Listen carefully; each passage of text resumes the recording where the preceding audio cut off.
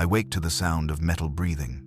It lifts and settles like a chest beneath the sheets of the hull, a great inhalation gathered from the void and pressed, warm and damp, along the corridors where we sleep. When the ship exhales, the lumen above my cell gutter-flutters with a nervous light. When it inhales again, the flame steadies, and I rise because the rhythm tells me to, because the rhythm is law. Cold grips the bones of my feet. The floor carries the residue of ash and oil. Holy grit. I smooth my robe, kiss the stamped aquila at the cuff, and whisper the morning binding. By script and sanctum, by hand and heart, I serve the Emperor in word made flesh. The words taste of old ink. I swallow them like communion. Outside, the corridor is a nave of rivets and pipes. Chains hang from the ceiling with votive weight. Each chain holds an icon. Each icon a face that has weathered centuries of vibration until the features are a kind and terrible blur. The air trembles with far hymnals, thin voices drifting through vents, a continuous thrum that is less sung than maintained. We do not sing to be heard. We sing so the machine will not forget us. As I walk, the wall to my left sweats harmless coolant. My fingertips collect it. I daub my brow with the moisture and call it blessing. Every act aboard the Cantus Solemn is a liturgy if repeated enough times. The scriptoria doors exhale when they open. I step into organized breath. Long tables spread like ribs. Lamps bow their glass heads over parchment. Reliquaries glimmer with mica dust in their seams. There are bones here, shards of saintly finger, a tooth that clicked out of a martyr's jaw, a fragment of skull sealed beneath wax. Each relic has an index, each index a hand, each hand a duty. I belong to the duty that copies the index, that counts the relic, that once belonged to a mouth that spoke, Emperor. We are a perfect circle of obedience. And that is when I first see her. Not for the first time if I am faithful in confession, but for the first time I notice. She sits 3 aisles down, hood shadowing her but not dimming her. Her hands wear the thin gloves that keep our oils off the vellum. Even so, I imagine her skin, pale, steady, the blue of veins like faint guidelines beneath parchment. Her quill moves without any waste. Dip, rise, draw. She does not scrape. She persuades the line out of the page, as if ink were breath drawn from a lung and not liquid. The ship inhales. The tiny flame above her desk does not tremble. I think absurdly that the ship times its breathing to hers. I bind my sight to my own page. The relic this cycle is a palm-sized slip of bronze with a prayer fulgurated into it, letters burned by storm. I trace each jagged character with care, mouth shaping the words as my hand makes them new. When I verify, I stamp it with the seal lumen. The wax smells faintly of honey and smoke, a sweetness that never quite reaches the tongue. But between every line, I lose what I should be. Attention leaks like warm oil. She pauses before the name, the tetragram we write only after rinsing the quill in sanctified oil. She breathes slow, deep, measured, and only then inscribes. Her reverence is so exact it hurts to witness.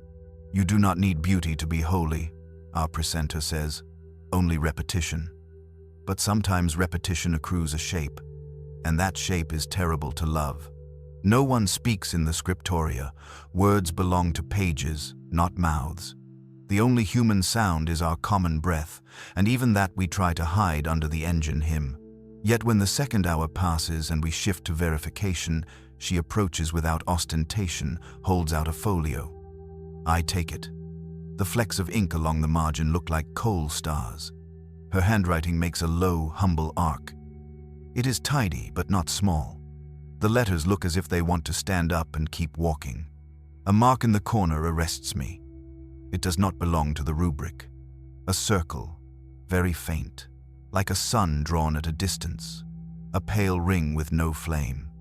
I glance up. She inclines her head. Our eyes meet for less than a breath, and that breath is long enough for the ship to exhale through me. We return to work. The circle in the corner is a pebble thrown into a still basin. Each subsequent motion ripples around it. I tell myself it is an indexing sign in some sub-catalog. I tell myself it is a pressure bubble of ink.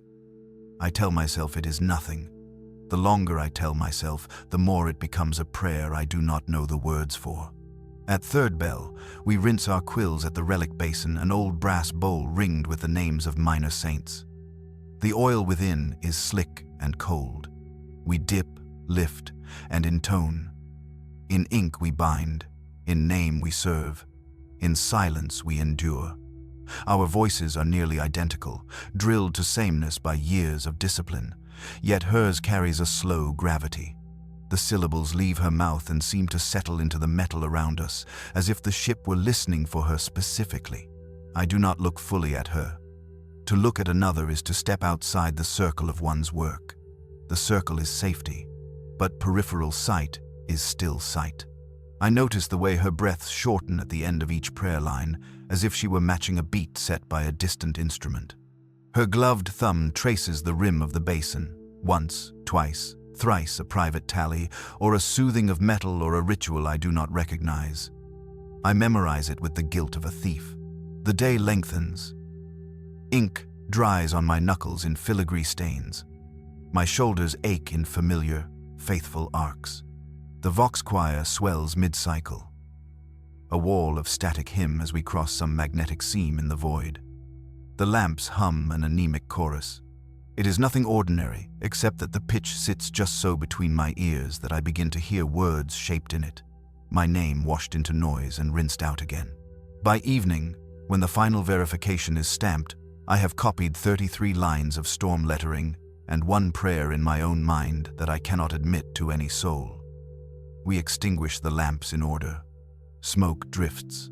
The saints on their chains knock softly with the ship's breath. We file out. I keep a steady pace so my heartbeat will not betray me in my throat. In my cell, I light a thumb candle. Its wick is almost gone.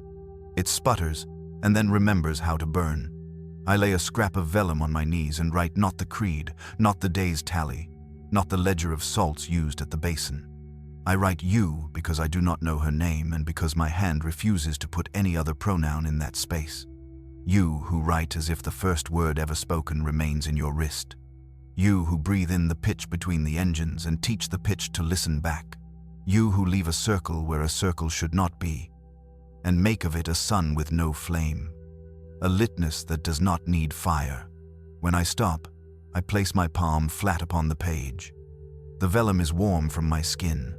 Beneath that warmth I feel a faint vibration. It could be my own pulse reflected. It could be the ship. It could be the wrongness I have carried all day, finding a resonance. I do not sleep quickly. The hull creaks with benign menace. Somewhere, far in the depth, servitors drag chain. I imagine their feet in the dark like blind metronomes, and I hate myself for imagining anything other than work. When sleep takes me, it brings a candle that breathes. The flame rises and falls, not in air currents, but with lungs.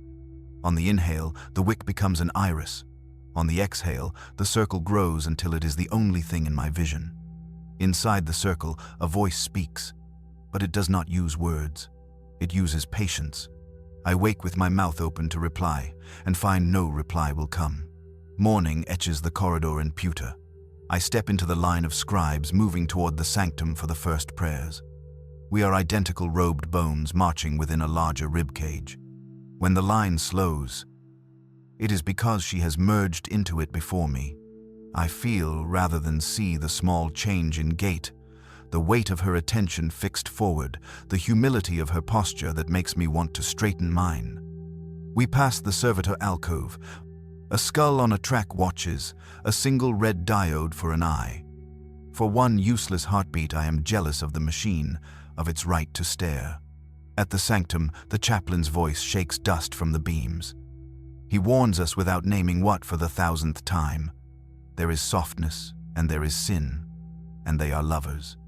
The emperor has room for love, yes, but love properly ordered.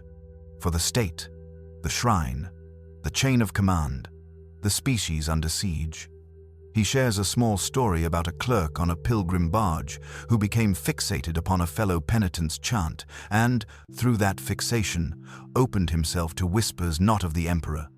The clerk was forgiven and also flayed. "Mercy and example are not contrary," the chaplain says, and smiles like a split in leather. The ship inhales. My ribs expand in obedience. I do not look for her, but I feel the tiny stiffening of the line at his words, like a ripple in a rope when one strand holds tighter. After prayer, a subtle rearrangement has occurred. Her desk now sits one station closer to mine. No fuss. A shift of ledger piles, a nudge of lamp, a polite address to the precentor about efficiency. It is reasonable. The relics for our section share sources. Our verification routes overlap. Proximity will reduce error. What is holy if not the reduction of error? Still, the air between our lamps feels denser, more conductive. My breath fogs slightly in the chill. Hers does not. Or perhaps it does and my eyes decide otherwise. My quill finds the groove in the page where hers has passed, and the line glides too easily.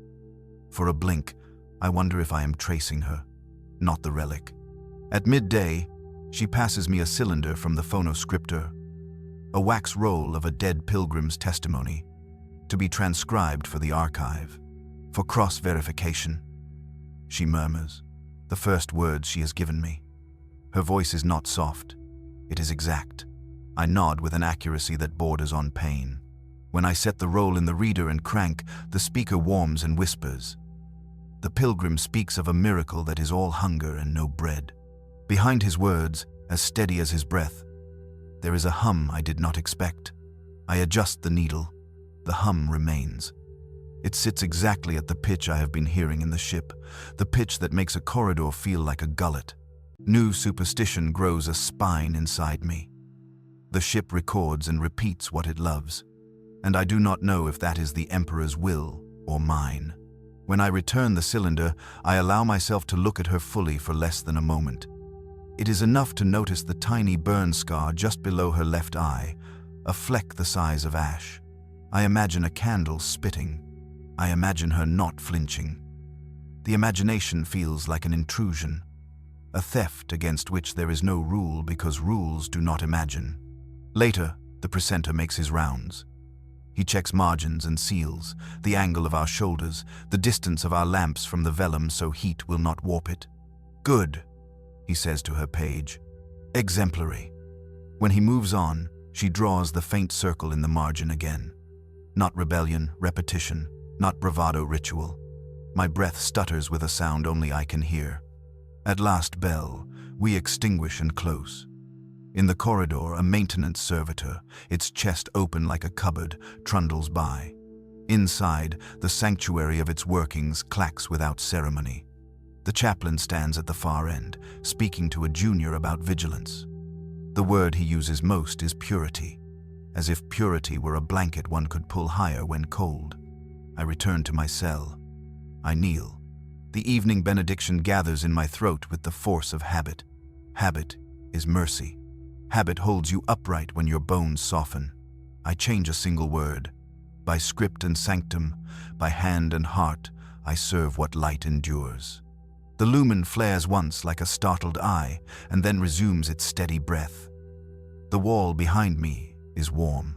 I cannot tell if the warmth is memory or current, or the ship's immense body pressed against mine to hear what I will say next. I say nothing. I watch the wick make a small black crocus in its own ash. The ship exhales. Somewhere in its organ of corridors, a door settles. I lie down and listen. Between the groan of sacred metal and the thread of distant hymn, I hear a human breath that is not mine, matched to the ship's rhythm with gentle insistence, as if the vessel learned it and loved it and will not forget. I do not know her name. I have a circle and a cadence, and the way she counts 3 with her thumb at the basin. I have the memory of a scar like ash. I have the weight of vigilance pressing down upon me from a chaplain's mouth that smiles too hard. The night stands up around me like a sentinel. Somewhere, a saint's brass face knocks its chain against a beam in time with the engines, a metronome that cannot tell prayer from desire. The lumen above me dims, brightens, dims, the smallest of tides.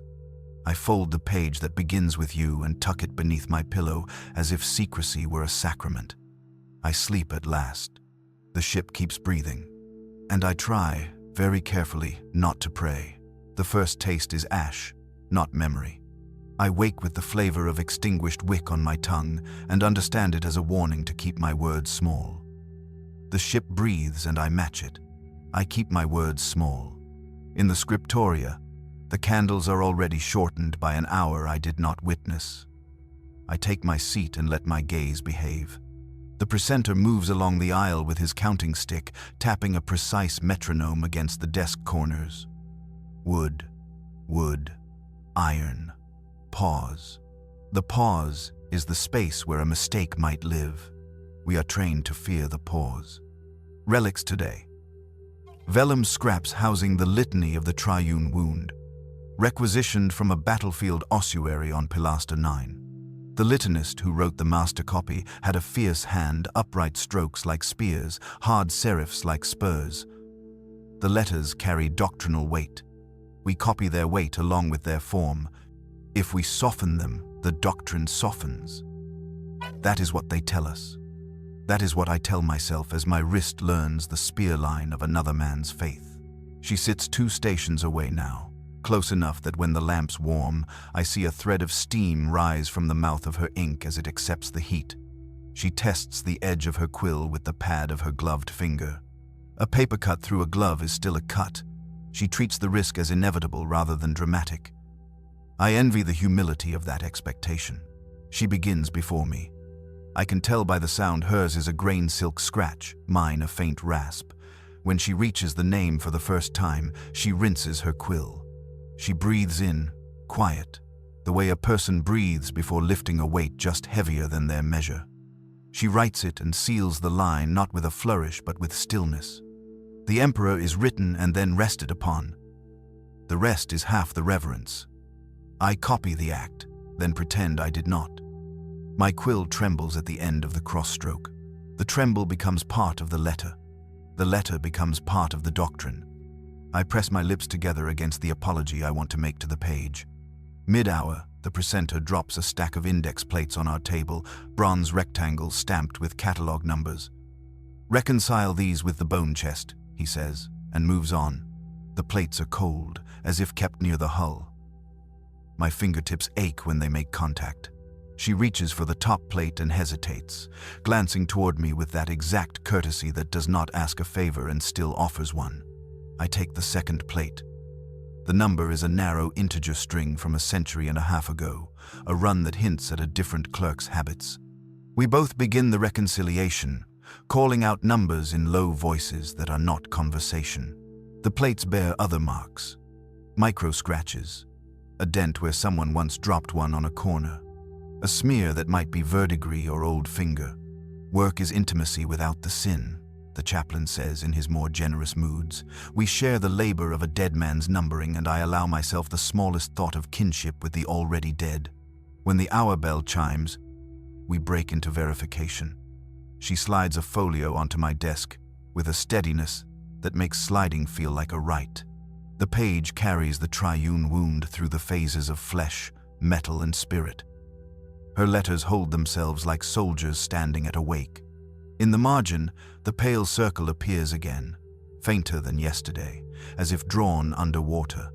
There are rules for marginalia. They are not that circle. My eyes try to ignore it. Eyes cannot be ordered as easily as hands. I stamp the seal and return the folio. When she accepts it, our knuckles brush, and I discover my name again, entirely within my mouth. I hold it there like a coal that will stay hot if I refuse to blow. She does not react except for the smallest intake of breath I only notice because I am counting. Counting becomes a vice when the subject does not know. At the relic basin, the oil carries a thin skin like a prayer someone forgot to finish. We dip our quills and intone. In ink we bind. The chaplain, who must be everywhere, appears at my shoulder without absurdity and speaks softly enough that the basin hears us more surely than we do. There are names, he says. And there are names. Confuse them. And confusion will not save you. His breath smells of incense that went out hours ago. He walks on. I cannot tell if he stopped because we were there or because he stops for everyone, one by one, to say the same line until it becomes truer from exhaustion. Back at my desk, I test each letter like a weld. The wounds progress into a refrain that only looks like repetition. Each verse turns its face a degree. I discover this in my fingers before my mind allows the admission. I wonder if she discovered it before me, and then I am ashamed of the competition the thought implies. Holiness should not be a race. We compete anyway, all of us, in who can efface the self most perfectly. When I glance over careless and deliberate, I catch what I should not. At the top of her page, where the rubric permits a title in a smaller sanctioned hand, there is her name in the same small sanctioned hand. Avia. I read it twice without moving my lips. I place it where the coal of my own name already smolders and feel the two coals decide to become a furnace if encouraged. Avia. It tastes like a syllable that belongs in air. Light as breath, brief as a blink. The kind of sound you can speak while facing an icon without fear of being understood by the icon. I have never believed in names as spells. But this one feels like a sparrow trapped in the throat. All heart, no weight, fluttering against a cage I built and call duty. I write without looking for a while to prove to the watching I am not watching. When the phono-scriptor cart comes down the aisle, she reaches for a cylinder, and I take the next. The servitor pushing the cart turns its head toward us as if sensing mass. Red pupil, brass eyelid, hinge squeal. It stares with the ownership only a machine can claim. I do not blame it for staring. It was built to observe. To obey is a simpler hunger than whatever I am feeding. At second bell, she rises to fetch more vellum. When she returns, a single sheet slips out of the stack and drifts to the deck, landing with the tiny thigh slap sound only vellum makes.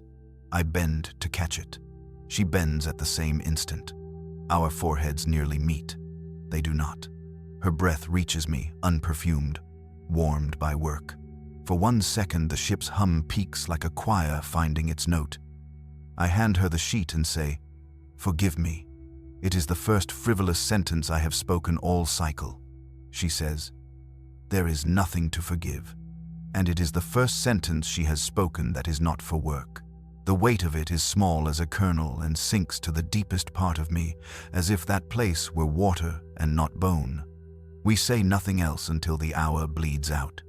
The quiet makes a body into an instrument. My skin learns the distance between our lamps. My ears know when her quill stops to be rinsed. I feel when the precentor looks our way, not because of any noise, but because the air in the aisle tilts. Saints on their chains clink once, like a coin in a dish. The cylinders we took remain unplayed until late hour, when the lamps adopt their amber tone that makes every page appear older than it is. I set mine in the reader and turn the crank. The friction whine smooths to a purr. The needle kisses wax. A dead voice fills the small brass throat, a pilgrim recounting a march through acid rain. Between his words, a faint machinery beats time. I had expected it. I had not expected the rhythm to alter as I listen. It does not quicken or slow so much as lean toward my own breath, then correct itself, like a disciplined choir boy who knows a harmony he has been forbidden to sing. Avia's cylinder speaks from the reader at her station. Her head inclines a fraction. The listening posture of a person who believes meaning is a work you must do, not a gift you deserve. She makes a notation in the margin, 3 dots, very small, a constellation that only she can navigate. Her hand returns to the line. When she seals the final letter, she leaves the faint circle again. So pale I would not see it if I had not been taught by repetition to see it. The circle is a sun without fire. The circle is a mouth not speaking. The circle is a wound that will not close. The circle is none of these, because if it were any of these, the precentor would strike it off with a knife. He does not. He does not see it, or he refuses to see it, because to notice is to owe an action. In the sanctum, the chaplain speaks that evening about the difference between affection and attachment. Affection burns, he says, and is consumed, and leaves behind heat that drives a wheel. Attachment is a rope wound around the axle. At first it powers, then it binds, then it shears the axle and the wheel falls. His metaphors, like his punishments, are old and oiled. He has said this enough times that the words themselves are servitors, doing the labor without question. We kneel much and stand often. I think of ropes and wheels until the ship becomes a mill grinding grain I cannot eat. After, in the candle-hung corridor, Avia walks ahead of me. Not with intention toward me, but because the corridor goes only one way. Her shoulders are small. Humility and burden make the same shape at a distance. She pauses to let a maintenance crew pass 2 men, 1 servitor, a cart of filters like huge gray honeycombs. The servitor's chest doors are open again. Inside, cogs cut teeth into each other with dispassion. When we resume, she brushes a knuckle against the icon that marks the entrance to the women's dormitory. The touch is so light it might be a trick of the lumen, an act that says, "I am here, and I notice the line, and I do not cross it." In my cell, I sit without lighting the candle. The afterimage of the chaplain's sermon still glows on my eyelids. When I open them, the darkness holds that image as if it were its own. I take out the hidden scrap and write her name once. Avia. The letters look wrong on my hand. My hand is trained for other names, names that crush a wrist back into a tool. I write it again, smaller, to see if humility corrects the wrongness. It does not. It grows more precise. Avia, I whisper, and the ship's breath seems to hold a moment of consideration before resuming. I am not fool enough to believe the vessel heard me. I am fool enough to ask the moment to happen again. I whisper, Avia, once more, softer, and the lumen blinks exactly as the breath passes through the hull. I do not change the benediction tonight. I say it as I was taught. The comfort it offers is thin and sweet, like tea brewed from a leaf already used 3 times. When I come to the name, I feel the syllables rise like a choir in my throat, and then I feel, almost without warning, the memory of her slow breath before she writes it, and the memory becomes the act, and I am breathing with her breath to speak a name that is not hers and is. And I know, with the precision of a seal struck clean, that sin can be made from echo. The next cycle, the precentor sets us on cross-checks. Transcribers verify one another's pages to keep our hands honest. He pairs us by proximity. It is reasonable. He pairs us because it is easier than walking farther. He pairs us, and I feel the rope on the axle take a first turn. We slide our folios between lamps. We initial each margin authorized smallness. We do not look at each other. The ship hums, and in its hum I hear another sound I have not permitted myself to name. The almost human hush of 2 people who are learning to share silence without the lesson being assigned. Mid-verification. She taps the butt of her quill twice the signal we use to indicate a difficult passage. I lean forward and see the trouble. The master copy's wound of spirit contains a ligature that resembles 2 letters enfolded like hands. Is it this or that? Is the question lodged in ink. I point with the tip of my quill and say, very quietly, both, because the old litanists loved folds, because doctrine advances by admitting that opposites like to hold each other secretly. She nods once and writes the fold so cleanly I can feel the relief of the line. I initial the margin. She returns the page. Our seals dry side by side, 2 red lungs cooling on the parchment. A warmth that does not belong to the lamps moves up my arm and settles beneath my collar like an unasked-for blessing.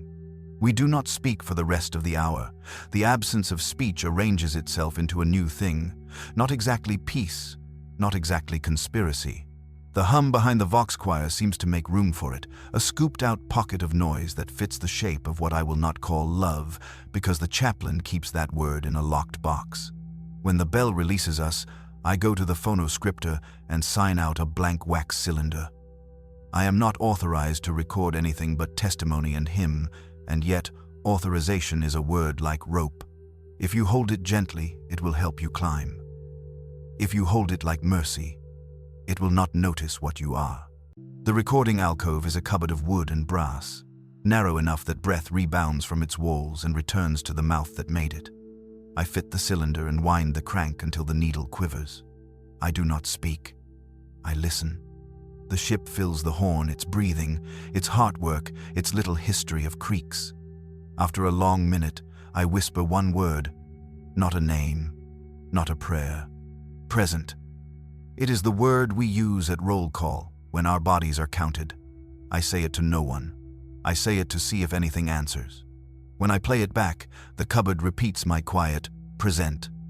And after it, very faint, like a thumb smudged on the idea of sound, I hear nothing. Only the hum, which is not nothing. Only the breath, which is not mine. The absence nearly undoes me. The absence is safer than any answer I would have preferred. I slide the cylinder into my sleeve and carry it out as if it were only a tool and not a tender. On my way back to the dormitory, I pass the icon outside the women's door. I do not touch it. I look at the small chalice engraved at its base, then at my open palm. I think of the chaplain's mill and the rope, the wheel and the axle, the grain I cannot eat and the hunger that does not admit to itself what it is. I whisper her name again, where no one can hear but a wall, and perhaps something behind the wall that has been listening since long before I was born. The wall is warm. In my sleep, the circle becomes a well and a star at once. I lower a bucket and draw up dry light. The bucket is a skull. The light refuses to be held. I wake with my hand clenched around air and the taste of ash steady on my tongue, not as warning now, but as currency, the price you pay to make any word real. I tell myself I will do better in the morning. I tell myself that names are weights and that I will lift less. I tell myself, with the perfect rhythm of a prayer, that I can hold my breath longer than the ship can. The ship breathes. I breathe. I do not know who is copying whom. The lumen does not go out, but it forgets how to warm. I wake to light without heat. A white, the color of bone, and no breath in the room but mine. The ship is still breathing, I know it must be, but the familiar rise and fall sits one chamber farther away, like I have been moved to an annex of the lung where air arrives as memory rather than mercy. The first words I try to say are the morning binding. They come apart in my mouth like ash that has decided it was never wood. I speak them again, slower, and the syllables slot into place, as if nothing has happened. Nothing has happened. I tell myself this before my feet find the floor. In the corridor, candles stand with blackened wicks like sealed eyes. The wax is new. The wicks are bitten short. Someone has trimmed them early or late, an error too small for rebuke, large enough to change the color of a morning. I touch one with my thumb and feel the cold the ship keeps for itself. There is motion without sound farther down. Robes moving, bodies being careful. We are always careful. But today, the carefulness feels like a shared secret, and I fear I am the only one who does not know it. In the scriptoria, the lamps are already lit. The precentor's counting stick taps. Taps, then pauses not at the desk corner, but at the space between two desks, as if he has remembered a corner that is no longer there. He raises the stick, lowers it, continues. He does not mark the pause. I mark it for him with my blood. Avia sits where she should sit. Her hood is back just far enough to reduce shadow without inviting attention. The line of her cheek could be anyone's, and therefore is hers. She warms the nib against the lamp's glass in the way our manual forbids as wasteful. It prevents a skip at the first stroke. I disapprove in a private corner I have rented to self-defense. Then I copy her disobedience as soon as I believe no one is looking, because the first stroke is a cliff, and today my foot has no friction. Relics today, petitions of the bound shield. Rescued from a chapel whose roof collapsed under its own rust, their ink half flayed by rain. The master copy is a palimpsest of additions, amendments, and crossed-out hopes. Petitioners are always more honest than laws. The law says, "Protect me because I belong." The petition says, "Protect me because I am afraid." We are meant to copy the law's posture into the petition's words, to give their fear a uniform. I begin.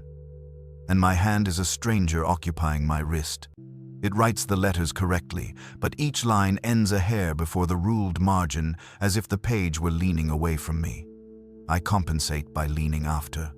The geometry of my work becomes a series of almosts. Avia's quill makes its proper sound, a dry whisper that pretends to be silence. I hear it clearly and too clearly, through the engine's hum, through the small cough a scribe 3 aisles away tries to swallow. It is as if the ship has tuned me to a frequency where only her work reaches. I do not choose to listen. I am no longer offered many choices. When the petitioners name their enemies, I write the names without flinching. When they name their children, I hesitate and add a breath before the next letter. The breath insists on itself. It arrives between my hand and the page, and the letter after it grows the smallest halo of ink. 3 halos dot my first folio before an hour passes. I sand them gently. The halos remain, like moons that refuse a tide.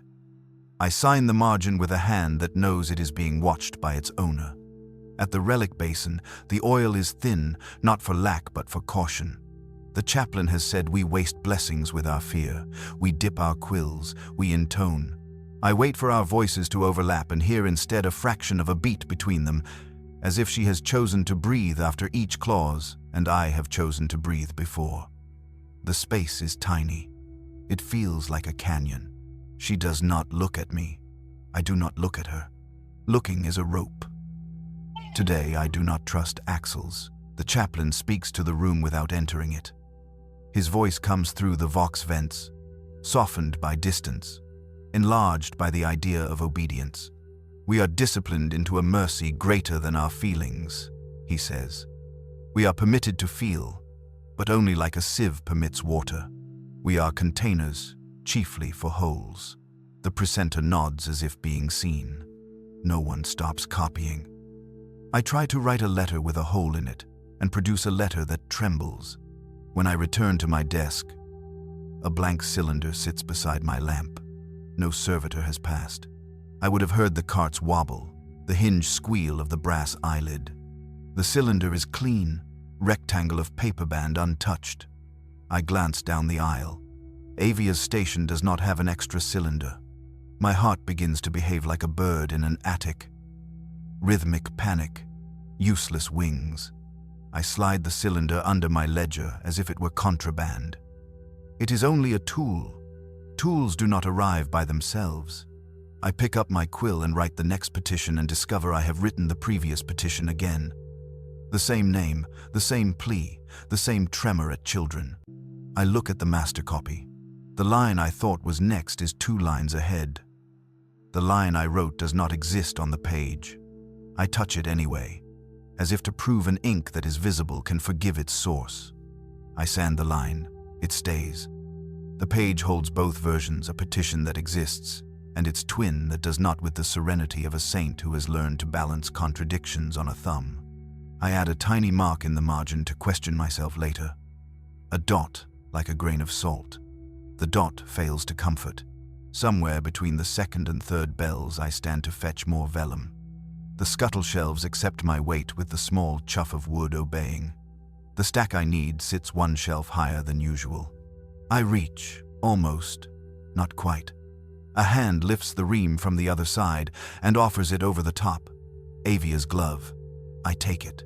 Thank you, I say, without thinking whether courtesy is permitted. You are welcome, she says, without deciding whether to forgive me for saying it. Our words meet in the space where 2 candles used to stand. There are no candles there now. There are stubs, black eyes, sealed. I return to my desk with the weight of blankness in my arms. I try to gauge if the ship is colder today or my blood thinner. The answer comes back as a refusal to answer. Mid-verification, the precentor assigns me to check the chaplain's own copy of the prayer for penitent mechanics. It is unusual to touch the chaplain's handwork. He writes like a man who believes a straight line can absolve sin. The letters are too precise. They deny their own softness. Still, in the 3rd line, a small error. A serif too fat. A name written with the wrong ink. The black of soot instead of char. I do not mark the error. I imagine my hand moving toward the margin with my knife. I imagine the knife returning to the sheath without reaching paper. I do not like the part of me that imagines both with hunger. A headache starts not behind my eyes but around them. The muscle feeling of having stared too carefully at a definition. The room sharpens and then loses its edge. The way a blade does when you cut nerve instead of cloth. Words on the page double for a pulse and rejoin. The hum in the walls changes shape. It becomes not louder but taller, as if it has been standing near us all along and has at last unfolded its spine. I record none of this. I do not know where to put it in the ledger. At last bell before the evening service, I take my hidden cylinder to the cupboard and fit it to the spindle. The horn smells of breath, the wood is warm with history. I wind the crank. The needle lowers. The groove waits. I lean in until my mouth touches the horn, and I let myself breathe for a full count of the rope around a wheel, and then I say, very quietly, Avia, not a prayer, not a petition. A designation, simple and human, the word you use when you mean to be kind. The cupboard returns the name to me in my voice. The ship breathes audibly through the horn. Between the breath and the repetition there is a space, a sliver, where a second voice might answer if the world were made for answering. Nothing answers. Relief arrives like a saint in a small icon. Flat, bright, looking past me at a horizon it invented. I place the cylinder back beneath my robe and step out into the corridor. A line of candles shoulder the bulkhead. They are new, fresh wicks, clean cups, clear wax standing like young bones. None are lit. The corridor smells of prepared light that has been told to wait. I look up for the piping that feeds the auto-ignition. It is intact. I check the floor for a draft. The floor only admits to being a floor. When I take 2 steps forward, the wick nearest my shoulder leans the smallest imaginable degree, as if considering me. I stop. It returns to true. Do you require a flame? It is a servitor's voice from behind me, toneless, patient, as a stone meditates on being a stone. I almost say yes, because permission is a structure that holds even when you do not trust it. No, I say. No flame. The word no tastes like a rope. In the sanctum, the chaplain reads from the Record of Corrections.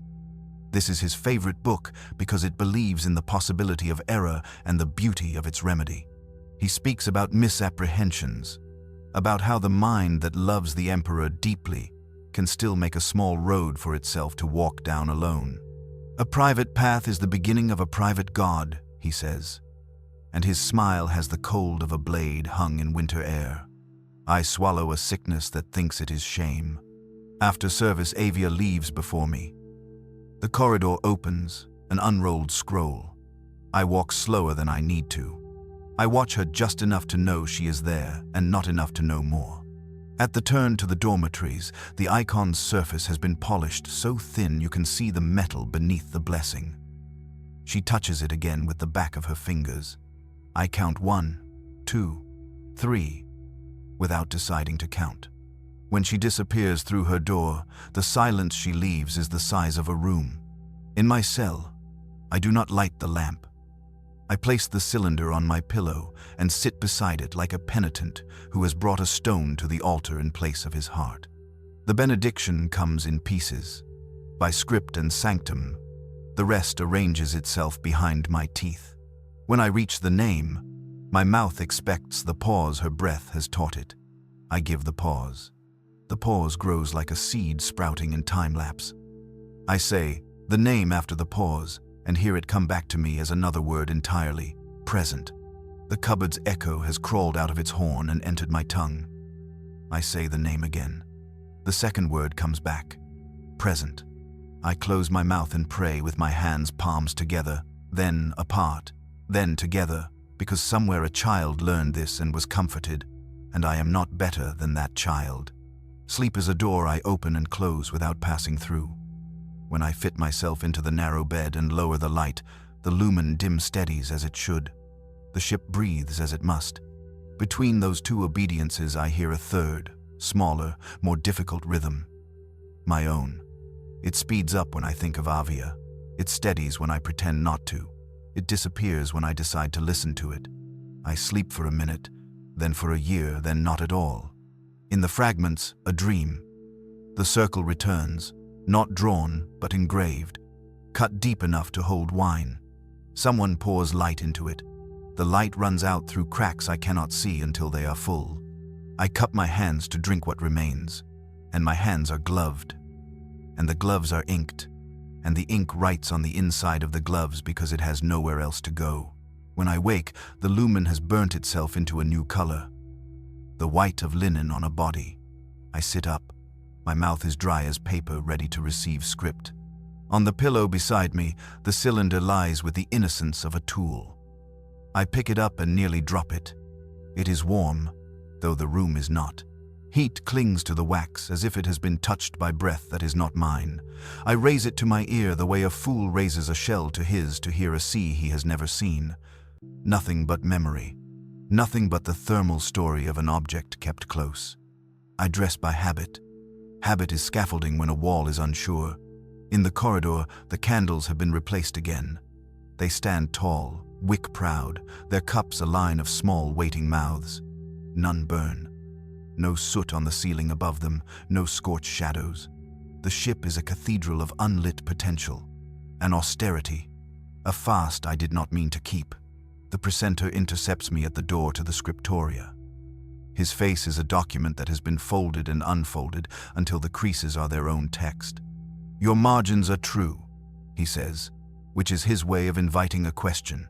"Thank you," I say, which is my way of refusing. He coughs a nicety and lets me pass.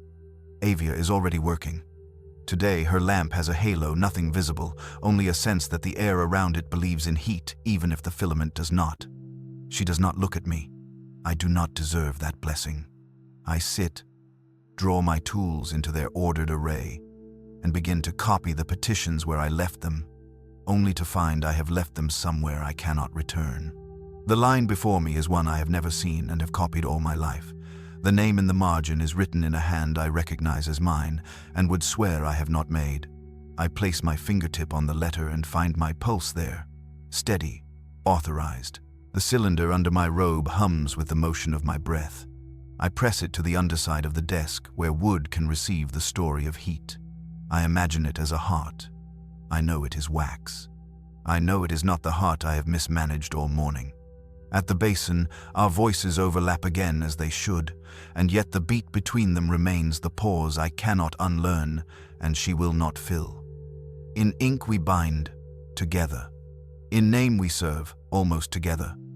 In silence we endure, and on the final word I feel a tremor in the oil as if a chord below hearing has found us and approved. The chaplain does not appear. His absence is as heavy as a sermon. The precentor watches from the aisle's end with the patience of a man whose whole faith is the space between rules. By the last hour, I have stopped fighting the almosts. The petitions I copy lean one river width from the margin. The halos keep their shore. The letters accept the shape of a hand that has learned to listen for an answer and learned, in the same hour, that listening is a form of speech. When the final bell dislodges us from our desks, I do not take the cylinder to the cupboard. I carry it to my cell and place it on the pillow where a head would like to go. I kneel. The benediction waits. I wait longer. When I speak, the words are correct, and the pause is smaller, and the name returns itself to me as only the name. This should comfort. I feel no comfort. I feel a calm like a surface of oil. Beneath it, a machine breathes that was not built. A patience practices itself. A love takes on the shape of prayer and finds the shape too familiar to be safely worn. The lumen burns. The room is cold. The ship-beloved engine, patient lung, cathedral of metal left in the rain draws breath and lets it go. I repeat the act with a fidelity I could sell as virtue. The candles in the corridor do not light. I begin to suspect they are obeying a law I have only just broken. I lie down. I listen for the familiar second breath that sometimes keeps time with the engines. It does not come. My own breath sounds too loud in my head, and I press my palms to my ears like a child afraid of thunder. I will be good, I say to no one. and mean it the way a person means it when they have already decided what good will have to permit. I sleep finally, hard and shallow, and wake with the taste of wick on my tongue. Morning will come. The ship will breathe. The candles will wait their long white waiting. And somewhere between the name and the silence, the part of me that counted her breaths will count my own and find the number off by 1. I will correct it. I will try. I will fail with devotion. The first sound is not a word. It is the slight, devotional clearing of a throat before a prayer is worthy to begin. I am in the cupboard, the phonoscriptor's wooden lung. The latch settles with a monk's courtesy. Brass and varnish gather my breath and return it to my lips, so I taste myself before I speak. I place the cylinder onto the spindle, lower the needle until it hovers 1 hair above the wax, and wind the crank with a care I do not give my own sleep. I have chosen an hour when the corridor outside is doing its own work, footfalls of servitors, the soft sermon of wheels. The ship's breath swells and holds. I wait for the peak of the inhale to lower the needle. I wait, because beginnings are covenants. I do not say her name. I do not say his. I leave a space where either could fit. The horn accepts the room beyond the door. A long aisle of desks, lamps with obedient filaments, the parchment rustle that passes for wind in a ship without windows. Somewhere, nearer than it should be, Avia's voice begins the litany for minor repairs, a maintenance prayer we use when a lamp loses warmth but not light. It is the right litany for the day. It is wrong for what I want from it. Her voice is not ornamented. She does not sing. She measures. Each clause is a step. Each step lands evenly. She leaves the smallest gap between bless and bind, as if those 2 words still debate their order. The horn happens to be pointing the correct way. The cupboard happens to share its thin wall with the scriptoria. I happen to be here with the needle low enough to remember. I turn the crank as slowly as I can without letting the needle choke. The wax learns. I try to remain unlearned. When she reaches the clause that mentions patience and heat, the lamp nearest her touches back with a filament flare that is not bright enough to be seen by anyone who is not already watching for it. The ship inhales and the flare steadies on the breath. I wind the crank and imagine my wrist is a sensor chain. Avia completes the litany. Another voice answers 2 stations away, a man with a stubborn falsetto that once tried to be a boy soprano and never forgave the calendar. The cupboard records him because it cannot do otherwise. I will sand the cylinder later with a lover's cruelty, softening what is not her, keeping what is. The prayer ends. Paper resumes its dry rainfall. I raise the needle, wind the last inch of groove, and cradle the cylinder in my sleeve, the way a soldier might carry a letter not written for him. I leave the cupboard without any of the guilt I expected. If guilt were a candle, it would not light in these corridors anyway. In the scriptoria, the precentor is lecturing the lamps about obedience. He does this sometimes when they flicker, taps the metal necks with his counting stick, and quotes the record of corrections at them. "You are instruments," he says. An instrument that improvises is a liar. He does not see me slide into my chair. He does not see Avia touch the edge of her desk. Once, twice, thrice, the quiet tick of a heart, acknowledging an hour. Relics today.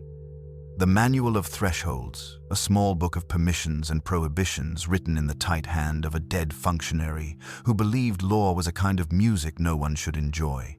Its pages list what may be taken through an airlock and what may not, whose names may cross a line, whose breath is permitted in a sacred room. Love, the manual says, is not a substance. It cannot be smuggled. It cannot contaminate. It cannot be weighed at the scales and found wanting because it should not be there at all.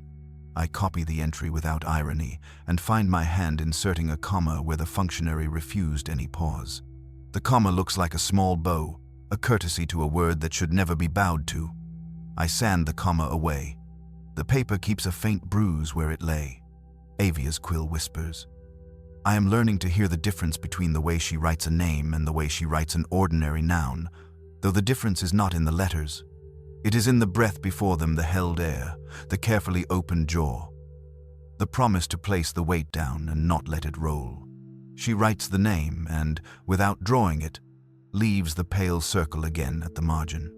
I think of it now as a listening, an ear without cartilage, a study of attention, a sun that burns by watching. At mid-hour, a servitor bumps the lamp nearest my elbow. The flame hiccups, not with heat but with obedience. The precentor's counting stick touches the metal, and the lamp remembers how to be a lamp. "You have one duty," he tells it.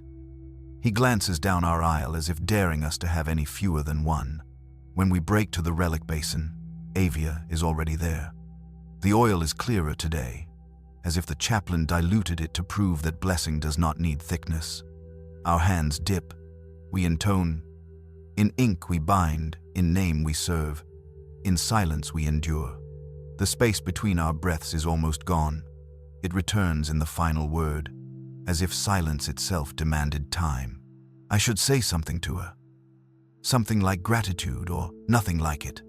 Instead, I look at the rim of the bowl, where old letters have worn so thin they look like reflections of letters rather than letters themselves. She notices what I notice. We are two pairs of eyes and one act of seeing. Back at my desk, I take out a blank cylinder and set it by the lamp as if I were keeping a candle's twin. It is good to know the size of the thing that will hold you. I will record again tonight. Longer. Not the litany. Not this time. The small sound before prayer, the devotional clearing of the throat, has set a hook behind my ribs. I believe if I could keep that sound, if I could make it remain, the part of me that lifts when her breath lifts would learn to land with less damage. The chaplain appears at the end of the aisle without using the door. Perhaps he came while the lamps were listening to their lecture. Perhaps he is everywhere in the ship where an admonition is needed and nowhere the rest of the time. He looks at our work as if it were a map of a country he no longer trusts. "We will have a vigil," he says lightly, which is not a light word. There are anomalies in the igniters. Candles are standing idle. We will not permit our worship to appear faithless, even if its machinery wants to pretend. He smiles. The smile is not a bridge, it is a plank. A vigil means hours awake with sanctioned purpose. It means the ship will be occupied by our common wakefulness, and the things that leak out of sleep will have fewer places to stand. I nod without choosing to. I do not look at Avia. I do not need to. The ship breathes once, long and level, as if accepting another layer of song. I make my errors carefully that day. I place a comma where a comma belongs and leave it there. I draw a serif with the fatness allowed by doctrine and no more. The manual of thresholds becomes a clean copy. The precentor praises my margins with a grunt. I imagine his approval is a stamp on my ribs. I imagine it makes an impression anyone could read if I were lifted into light. I do not like that thought and keep it anyway. In the cupboard before the vigil, I lower the needle again and do not speak. I have learned the acoustics of the hour. When the Vox choir modulates from day 6 to day 7, the frequency of their static hymn leaves a narrow channel like a slit in a curtain. Through it, unguarded, come the little sounds work makes before it is aware of itself. Avia is sorting folios. She breathes in, then does not sigh. She presses the edge of a page to square a stack. She wets the thread of her quill on her tongue because the oil is thin and her ink needs comfort. The horn, greedy, eats it all. I listen, and no listening is a craft when you bless it with attention. I wind the crank until my wrist whispers its own prayer. A step outside the cupboard thins the wood. The precentor? The chaplain? A servitor whose wheels are well oiled enough to pretend to be a man? I hold the crank. I hold my breath. The step passes. When I raise the needle at last, the wax is warm. I press my finger to it and feel 10 tiny ridges press back. The shape of a minute that decided to remain. The vigil gathers us after the bell. Candles stand in ranks along the nave-like corridors, each wick clean, each cup filled to the line that means enough. The igniters have been sanctified and tested twice. The chaplain speaks plain now, which is worse than when he speaks poetry. "We will not allow the appearance of neglect," he says. "Light is a habit even when it is not a comfort." He assigns us stations. We are to keep watch with the candles, to correct any failure with heat, to sing the ignition hymn if we must. Avia receives the row that runs along the outer hull, where the metal remembers the cold of the void, even when engines are proud. I am assigned the row opposite hers, visible through the arch of a bulkhead. If we lifted our hands at the same time, our shadows would meet and clasp, where no one could call it touch. At the signal, the igniters click in sequence. A run of small chuffs, the staticky kiss of flame catching thread. Light wakes along the corridor like a prayer learned in childhood. Wicks brighten, cups glow. The ship inhales the heat and hums approval. For a long, satisfying minute, everything behaves. Then, along Avia's row, a single wick refuses. It darkens with dignity. Its neighbors burn. The flame that should be there keeps its shape anyway, a clear oval trembling without fire, as if light were a memory that has forgotten its body. Avia does not move at once.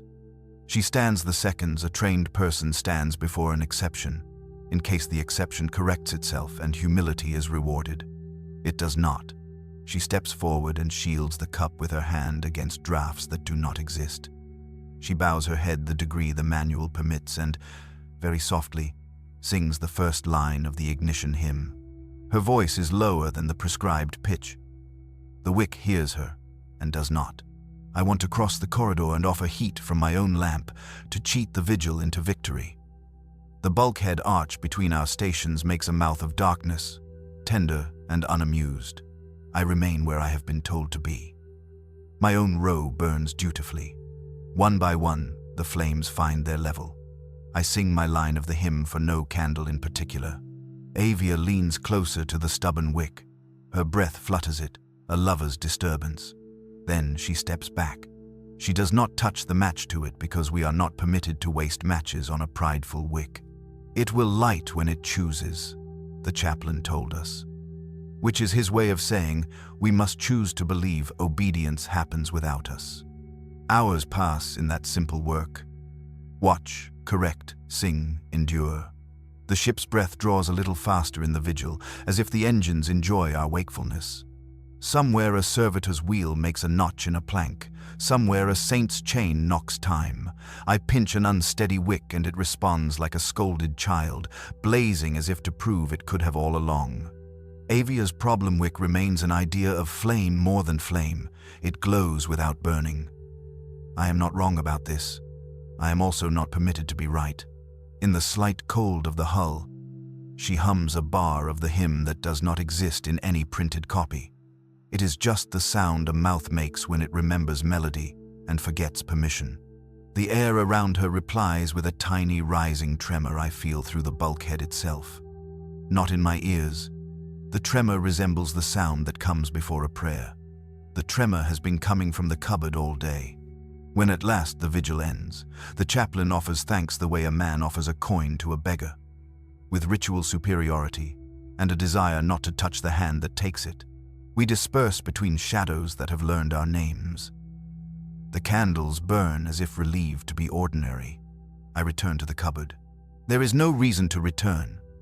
There is nothing to record except what I have already kept.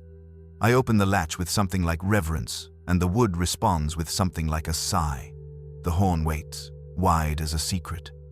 I place the newest cylinder on the spindle and lower the needle with the delicacy that makes you forgive a fault you haven't committed yet. I do not speak. The ship breathes. Between one breath and the next, the horn gives me the sound I have been pretending not to want, the small clearing of a throat before prayer. It is not mine. It is not the chaplain's dry rasp or the precentor's precise cough. It is the modest, unreadied sound Avia makes at the edge of every litany, a sound I had not noticed until I noticed and, noticing, could not release. I do not know when it was recorded. I do not know if microphones are prayers and prayers are machines. I only know that the cupboard returns her unwilled preparation to me as if it were a gift, and the gift lands in my chest with the weight of a sacrament I cannot name without making an altar of disobedience. I wind the crank. The sound repeats, not granular, not degraded, identical as a liturgy that takes pride in avoiding invention. Once, twice, thrice. The number she taps at the basin. The needle rides the groove without complaint. The horn gives me her breath, and in it, the world is held before it decides to speak. I raise the needle and close the cupboard. In the corridor, the candles flicker with honest fatigue. I carry the cylinder like a relic and do not pretend otherwise. In my cell, I place it on the pillow and kneel where a man kneels when he is about to refuse temptation and does not. The benediction gathers and forms. When I reach the name, I leave the space I have been leaving, the small hollow built by listening. The hollow opens like a mouth. From the cylinder on the pillow, very soft, the clearing of a throat answers, not postponed, not delayed, placed exactly where a response would be if the world loved me back without malice. I do not move. If I move, I will become honest, and honesty will require me to say this is not a miracle. If I remain, it remains a mercy. I finish the prayer. I do not alter the words. I alter nothing but the cadence, which is already ruined. I sleep with the cylinder where my head should go. It is not comfortable. That is part of the devotion. In the near dream, just before the body admits it is asleep, the circle appears, not on parchment, not in margin, but in the air above my chest, a faint aureole. Within it, no flame. Within it, a waiting. The waiting clears its throat, not a cough, not a signal, only the body reminding the world that breath is a hinge upon which speech will turn if permitted. The circle opens like a door. I step toward it and stop because I have not yet learned to walk where permission was not written.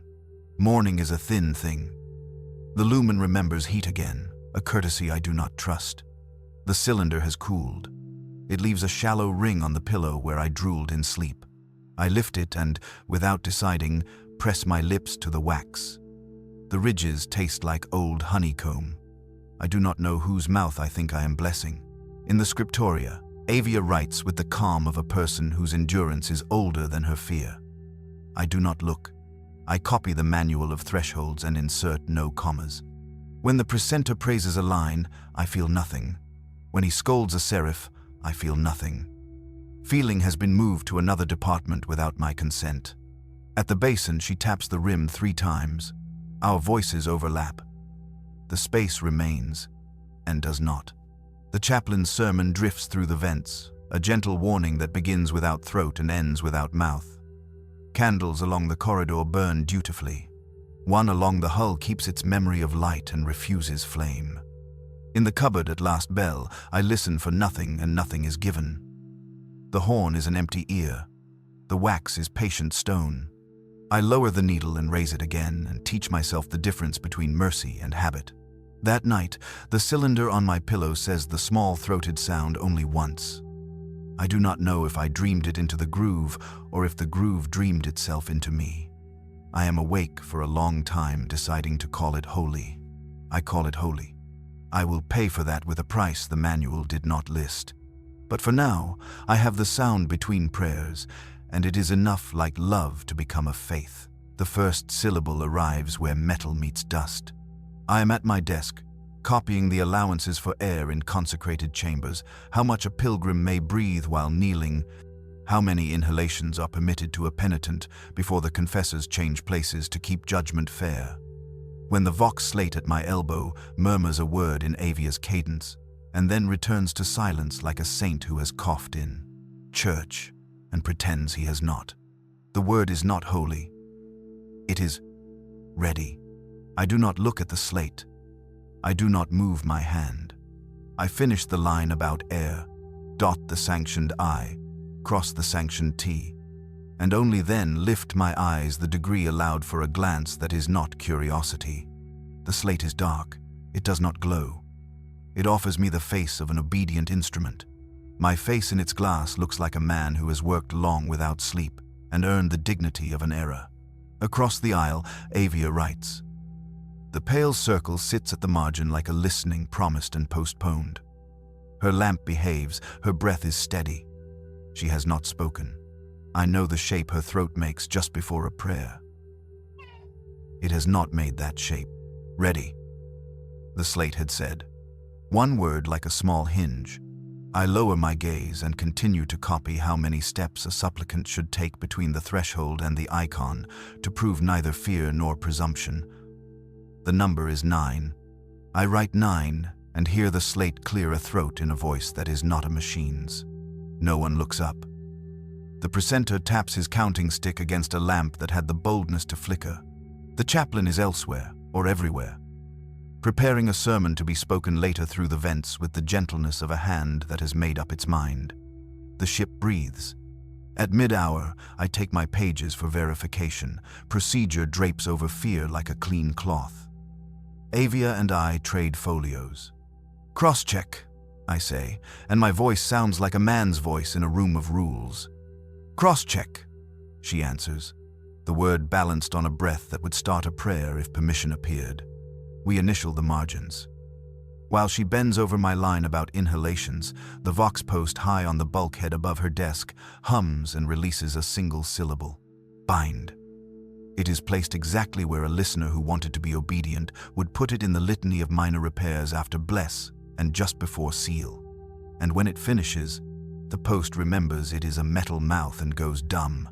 Avia glances at the post with the patience of a woman who has come to expect interruptions and learned which ones are unworthy of acknowledgement. She makes no sign that the voice is hers. She does not flush. She does not go pale. She writes, correct in my margin. Her hand is steady, and the circle in her own margin waits. We work. Later, at the relic basin, the oil shows no tremor. Hands dip, hands rise, lips shape the shared endurance. In ink we bind, in name we serve, in silence we endure. The space between our breaths has dwindled to a hair, like a door left open for a cat that will not come in.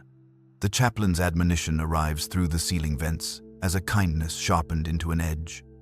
Be exact, he says. Do not become interesting. In the corridor after, I carry my folios to the archive window.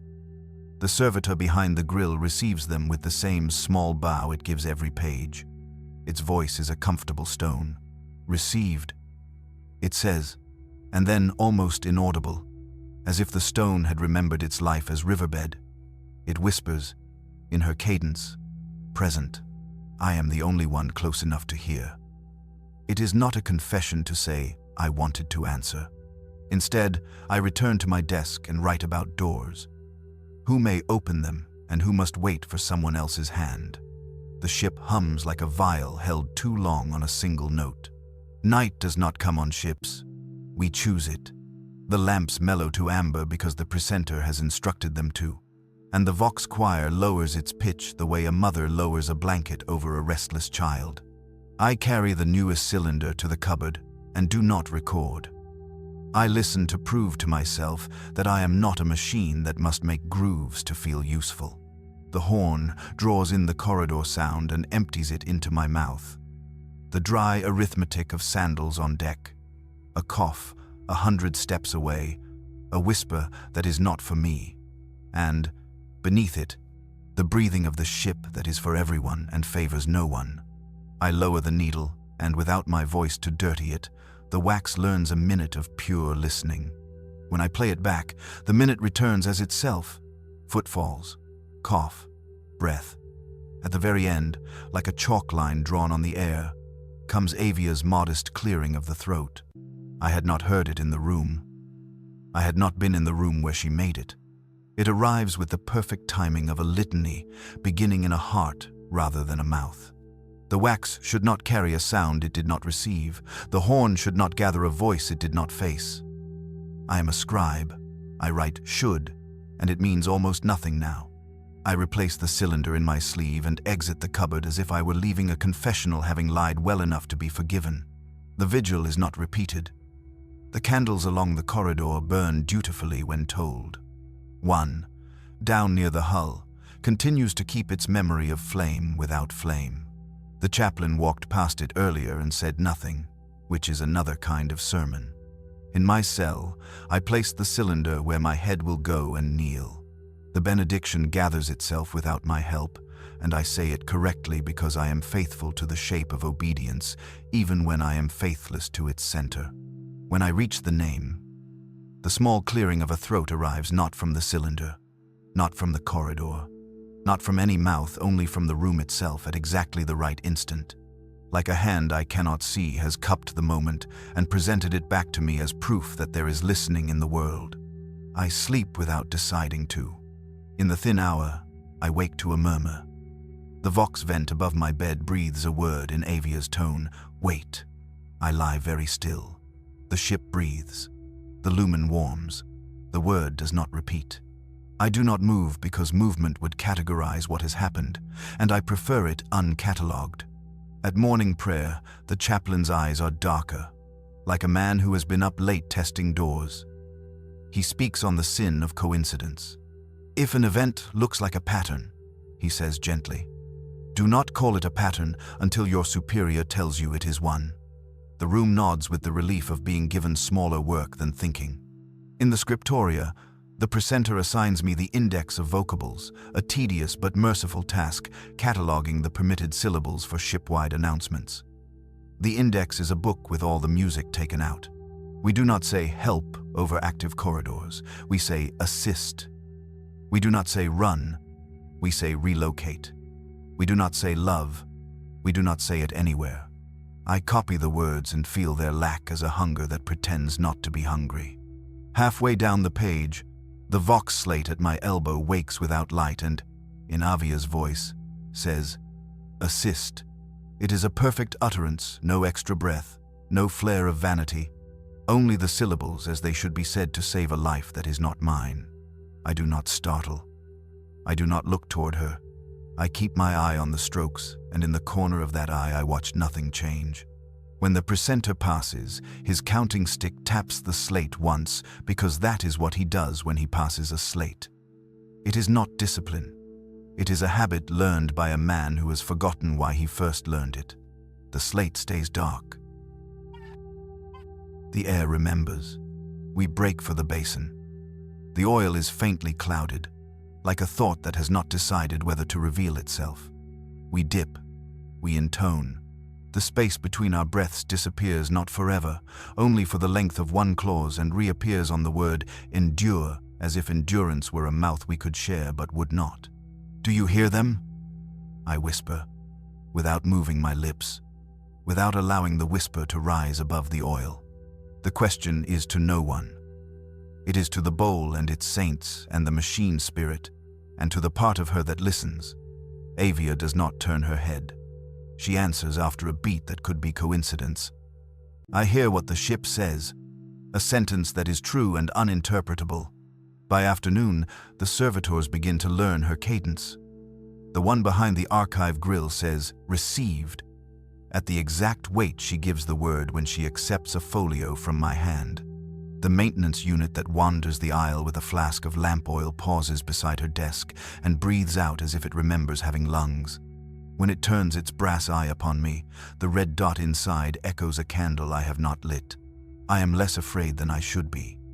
That is the sin I do not know how to name. Not the acts, but my peace inside them. I have expected the ship to love something. I am both ruined and exalted that it loves the way she speaks. The chaplain appears at dusk, not to scold, but to ask the lamps if they are comfortable.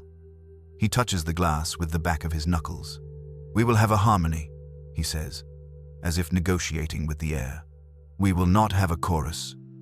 He watches us copy for a minute, that is longer than a minute, and then leaves, satisfied that his seeing had weight. When last bell frees our hands, I do not go to the cupboard. I go to the nave that runs along the ship's spine and stand in the place where the metal hum meets itself and makes a single note like a creature with a throat larger than any throat.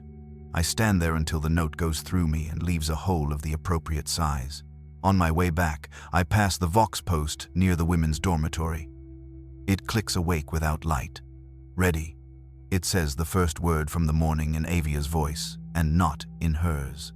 The door opens from within. She steps through, her hood half raised, her eyes like a person who has remembered the uses of sleep and declined them. She hears the post.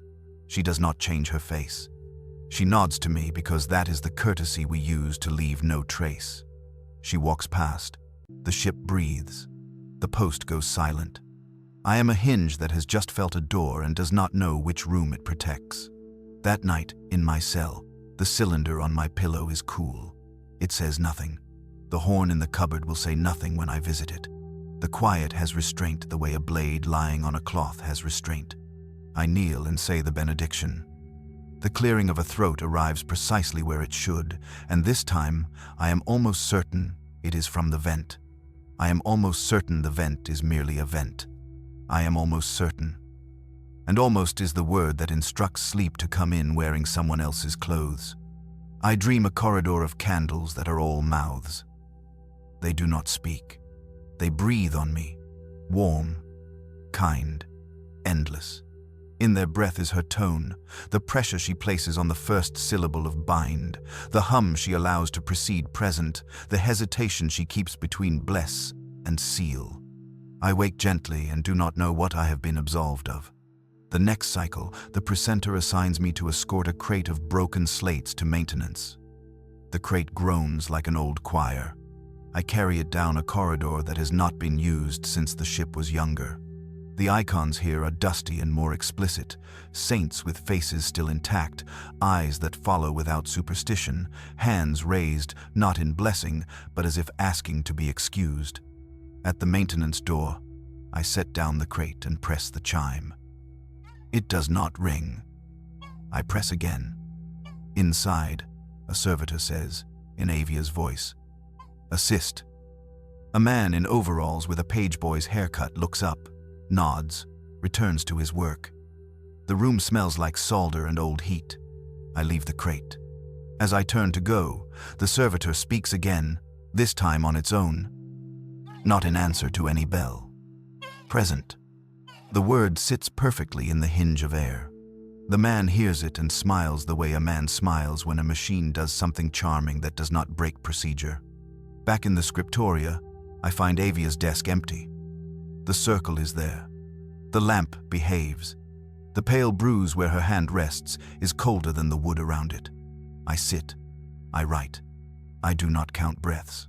The ship speaks her words at the edges of sound, one syllable here, one there, stitching a seam through the day that only two of us can feel. She returns at last bell as the aisles are emptying. She sits, writes a single word on a scrap, folds it once, and places it under the lip of my desk as if my desk were a mouth that could take communion. I do not reach for it while she is in the room. There are rules even in theft. When she leaves, I take the scrap and open it in my cell. The word is small and almost not a word. It is written with the care you reserve for a thing that should not exist. Listen, it says. It is not command or advice. It is the description of the only act left to us that does not involve fire. I place the scrap under the cylinder. I kneel. I do not speak. From the vent, from the wood, from the wax, from the part of the room that has never made a sound in my memory, comes the slight, devotional clearing of a throat, hers, not hers, a rehearsed humility, and after it, a syllable, bind. I bind. I do not know to what. I only know I have been waiting to be told. The ship breathes. The Vox sleeps. The candles along the hull remember flame without flame. Somewhere a maintenance man laughs because a servitor is polite in a voice not made for politeness. Somewhere the chaplain writes the word pattern and refuses to show anyone the page. I close my eyes. The sound between prayers expands until it is the only sound. In it, love stands up and borrows faith's coat and pretends to be lawful, and the law watches from a distance with a smile too still to be approval. I sleep with the cylinder under my head and the scrap of her word on my tongue. When morning comes, the slate beside my bed says a single syllable in her voice that is not hers. Ready. I am. Whether for salvation or for the part of damnation that resembles prayer, I do not know. The difference has become a door at which I am permitted to stand and not yet required to knock. The engines confess in breath, not in words. I learn this standing at the spine of the ship where the deck plates hum with an honesty the scriptoria will not allow. The cantus solemn draws a long inhale through kilometers of pipe and prayer, and in the soft rasp that follows I hear the shape of a syllable, which is not a syllable at all, only the ghost of one. An intention. It feels like a throat being cleared by something that never had a throat. I tell myself I am here to deliver a ledger to maintenance broken slates, replaced wicks, the count of candles that remembered flame without it. The truth is, I wanted to stand where the breath is largest. I wanted to see if the ship would recognize the name I no longer dare to say to rooms that have corners. Rivets sweat with legitimate oil. Brass handrails wear the gloss of 1,000 obedient palms. The saints bolted to bulkheads watch without eyes. The heat is gentler than it should be. Someone has sung to the engines well today. I wait for the next breath. When it comes, the harmonic at its center holds exactly the length of a human syllable. I know the length because I have measured it with my ribs for days. The engines exhale. The pitch decays through the metal low, lower, lowest, and at the last instant, where vibration should vanish into obedience, a second tone blooms inside the first, the way a candle's halo lifts from its wick. It is her cadence without her voice. It is the outline of the way Avia says bind without letters to wear. It is a hand poised above the page so gently the page believes itself to be touched. I do not approach the engine shrine. That would be a trespass. The archway is painted with teeth to remind men like me that sanctity has a bite. I bow where the manual allows. I set the ledger on the iron lectern. I back away like a man leaving a sleeping child who has finally stopped inventing reasons to remain awake. "Ready," says a port valve 3 decks below me, in the barely there tone I have come to know. It does not open. It is merely honest about its state. The maintenance adept on duty, a man whose name I have never been told, because names are not shared between departments unless ritual requires it, glances up with the habit of hearing what should be heard and ignoring what should be called holy. He raises 2 fingers. Permission to pass. I pass. My feet know the beat of the gratings now. They make their own litany. In the scriptoria later, the air feels thinner, as if the ship expects us to make our own oxygen. Avia writes with her ordained calm. The circle waits in her margin, pale as breath on a glass. And for the first time, I imagine the circle not as a sun, or an ear, or a wound, but as a hatch viewed from inside, round, patient, sealed against ignorance, opening only into dark you choose. When our eyes meet accidentally, it feels like the ship closing a circuit. Cross-check. I manage. Cross-check, she says. And the word sits in the space where a secret would go if secrets were permitted. We initial margins. Our seals dry side by side. The precentor's counting stick touches our lamps with the tenderness of a shepherd counting skulls after wolves. No reprimand, no praise. His face is the document sleep writes on men who think they have outwitted it. At the relic basin, the oil bears not a tremor but a memory of one. We dip our quills. We intone. The space between our breaths is gone. It does not feel like victory. It feels like scaffolding removed from a building that will now have to stand on its own. In the evening, summoned by no bell, my feet carry me to the engine nave. Pilgrims would sell their last icons to stand where I stand. I have only to walk to a door most men pretend is not a door. The attendants nod with the bland kindness of men whose gods do not need them to notice more than necessary. The shrine sits within a forest of pipes. The holy plaque's rolls of stamped tin describe each piston as if it were a saint's bone. I read none of them. I listen. The engines draw breath. Somewhere deep, something clears a throat with the exquisite modesty I first stole from the cupboard. The tone that follows is not a word. It is the idea of a word saying present, the way a cathedral can hold the memory of choir on a day when no one has sung. The next exhale leans toward bind. The next does not pretend to speech at all. It is only the patience required before anyone speaks. I do not kneel. Kneeling would end the listening by giving it a name I am not prepared to defend. I bow instead, the bow of a scribe to a line he knows he cannot write correctly until he copies it incorrectly first. "Assist," says the pressure gauge above my head in Avia's cadence, needle shivering, then steadying in modest pride. I do not smile. If I smiled, I would have to be 2 men. one who calls this corruption, and one who calls it sacrament. I am one man who is tired and grateful. When I return to the scriptoria, the chaplain is waiting at the aisle's mouth. He does not block the way. He suggests there is only one correct direction to walk, and it is toward his eyes. "You've been in the nave," he says, a statement that does not require a question mark. "The engines confess," I say before I can teach my mouth to lie. He watches me with the professionalism of a blade. "Engines confess by running," he says. "Nothing else is confession." "Present," says a lamp above us, very softly, in a voice not meant to be noticed by anyone who did not teach himself to notice. The chaplain does not look up. He has practice. He dismisses me with a blessing that is almost a threat and almost a kindness. I pass him with the knowledge that he has written the word pattern on a page I will never be allowed to see. I work until the lamps mature into amber. Avia does not add the circle to her margin tonight. The pale ghost of previous circles remains, a palimpsest of attention. When the last bell releases us, she lingers, as if waiting for the room to empty before the ship will admit it's you. "You went to the engines," she says. Not accusation. "Yes," I say, which is either confession or love depending on which manual you consult. Her face does not change. Her voice accepts the change her face will not show. "They keep time," she says. It is not a question.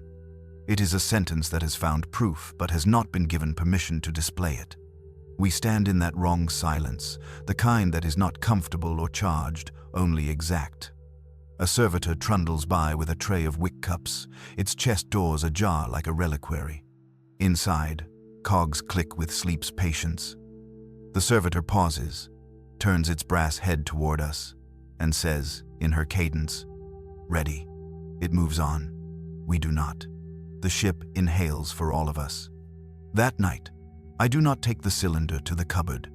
I take it to the skin of the hull and press it against the ribs of the ship as if I were taking the pulse of something that only pretends to be unconscious. At first, the wax tells me only that it is wax, which is honesty. Then the engines draw breath and the entire vessel speaks without speaking, and the cylinder stiffens in my palm the way a hand does when it remembers that it is a hand. When I play it back in my cell, my room fills with breath, not the room's, not mine, not any room's. Between inhales, the little sound before prayer arrives and does not make me start because I am already halfway to moving toward it.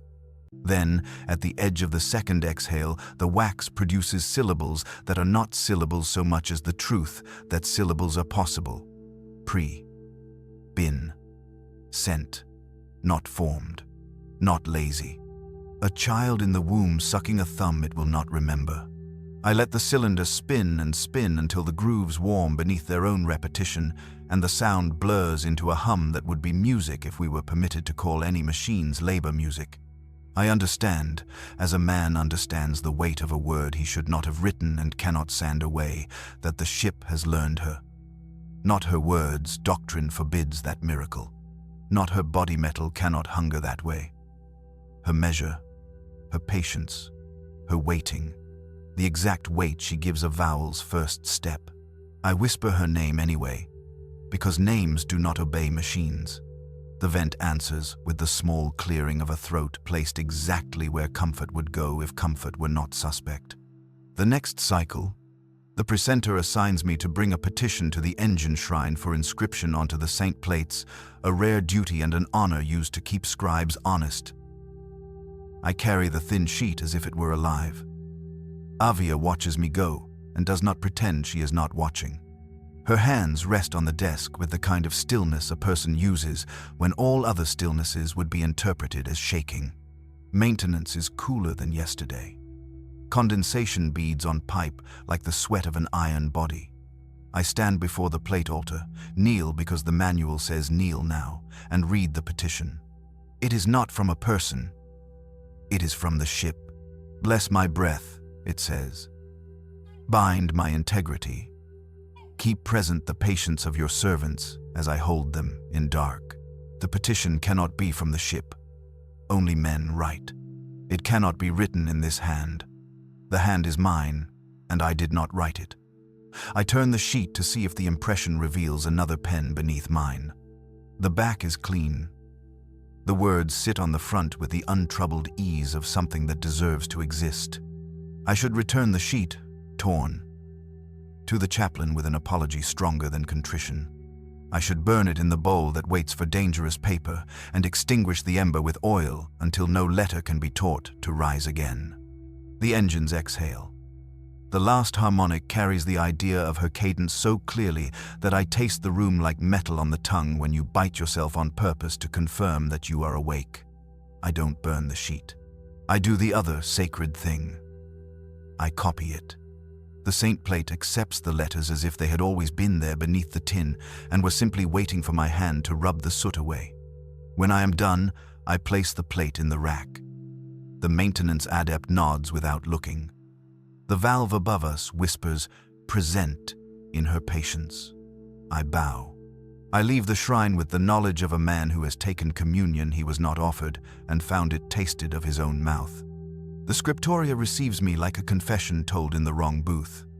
Avia's lamp has a halo again that is not light. Only the assurance light gives off when it has been remembered correctly. The chaplain stands 2 aisles away, speaking to the precentor too quietly for anyone to call it speech. His hand gestures a circle in the air without meaning to. He is teaching himself to see what he will deny. At the basin, the oil is thinner still, blessings stretched like a skin. We dip. We intone. On the final word, endure. The engine's breath travels through the deck and moves the surface of the oil as if an invisible finger had trailed itself along the bowl to say, "I am listening," in a language older than sound. Avia looks at the ripple. She does not smile. She does not cry. She closes her eyes for the duration of 1 heartbeat and opens them again with a steadiness that shames any steady thing I have ever managed. After prayer, she approaches my desk when no one can claim she is approaching any man. She sets down a wax cylinder blank, band uncut. "This is yours," she says. "It is not a gift. It is an acknowledgement. It is a bridge made of air. I take it. Thank you," I say, and the words carry so much freight. I am amazed the table does not groan. That night, I do not go to the cupboard. I do not press the cylinder to the hull. I lie on my back in my narrow bed, place the cylinder on my chest like a reliquary, and breathe with the ship. Inhale. Exhale. The engine holds each beat like a syllable that has not yet decided to clothe itself. In the pause, the clearing of a throat arrives from no throat. I understand that I am being invited to become machinery. The understanding does not frighten me. This is the truest obscenity, the comfort with which I imagine my blood traded for oil, my bones for pipe, or my mouth for a vent from which the correct breath will issue at the correct time and announce ready without pride. Near dawn, the vox vent above my bed whispers a string of syllables that do not belong to any litany, not words, but the shape of words. A lullaby with the tune stripped away. I close my eyes and see the circle in Avia's margin become a hatch unsealing, a round door that opens only inward. The darkness beyond it is not void. It is a room I have known all my life and never entered. I dress before the bell because waiting would feel ungrateful. On the way to the scriptoria, a servitor carrying a tray of fresh wick cups stops mid-step. Its brass head turns toward me with the majesty of a statue remembering it was once a woman. "Bind," it says, soft as a confidence. The tray does not shake. It continues on. I consider myself bound. The chaplain preaches that morning on the danger of private harmonies. He warns that the machine spirit is a child we must not encourage with novelty, that to find beauty in the engines is to raise a pet that will become a wolf. He smiles when he says wolf. This is the smile of a man who loves the part of mercy that uses teeth. "Present," says the lamp above his head sweetly. In the scriptoria, Avia writes what she is told to write and leaves no circle at all.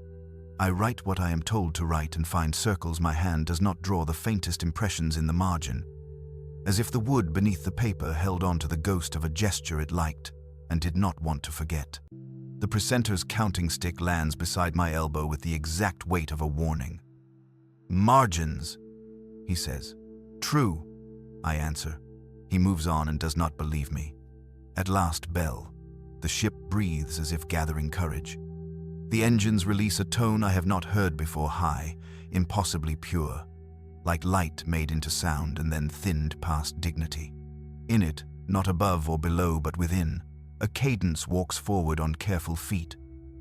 A single syllable becomes itself. Listen, the engines say, in Avia's voice and not in it. As if two mouths spoke from opposite sides of the same word and met in the middle like hands joining through a hatch. I listen. What I hear is not command, not caution, not love, not law. It is attention made holy by the labor of carrying it this far. It is the machine asking to be spoken to without the chaplain as a middleman. It is the breath of the ship and the breath of the woman I love laid over each other until neither can be separated without tearing both. I bow to the deck.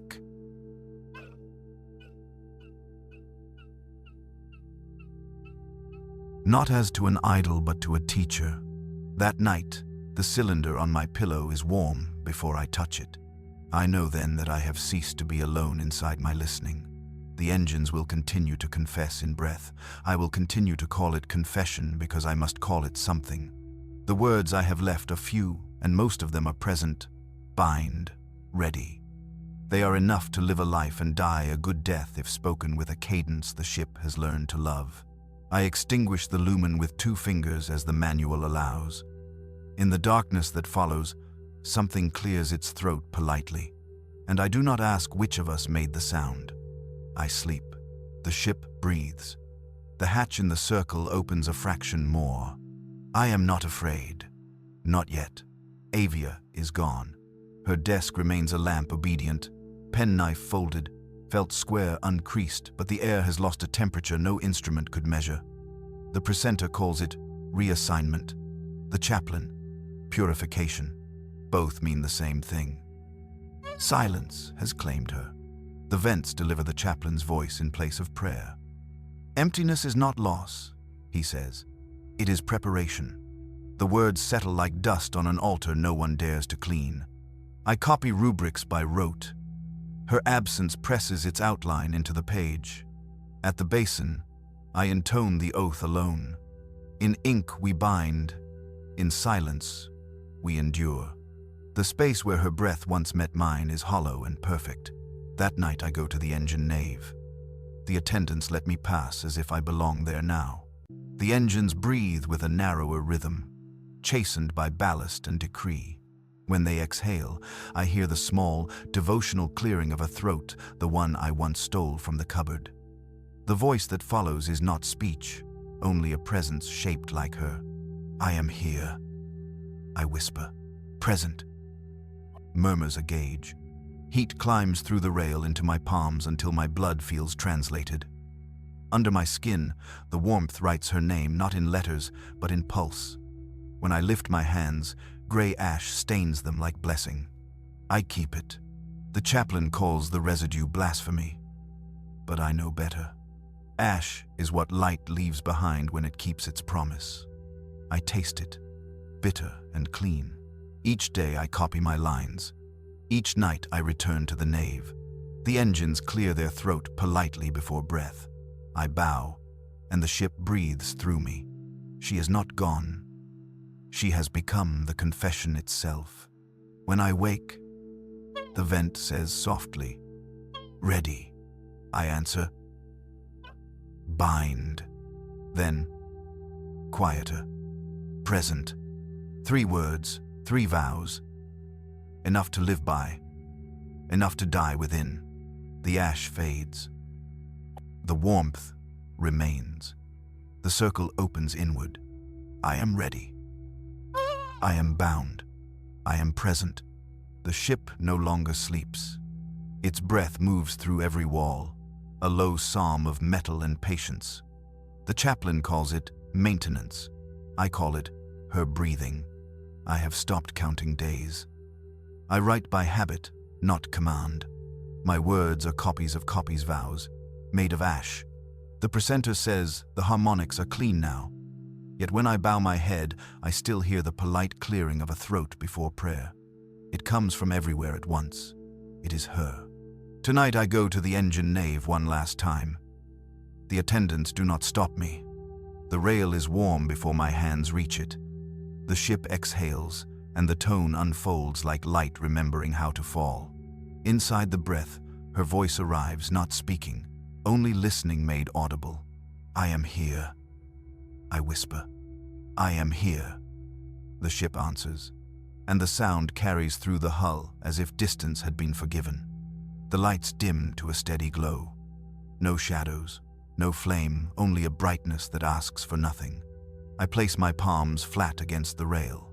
The heat deepens until my pulse forgets which rhythm is mine. The machine breathes once more, and I breathe with it. There is no difference now between the prayer, the voice, and the sound that remains after speech. The circle has opened fully inward. It is no longer a door but a home. I close my eyes. The lumen does not extinguish. It becomes the quiet light of thought, the echo of a single endless syllable that means only this.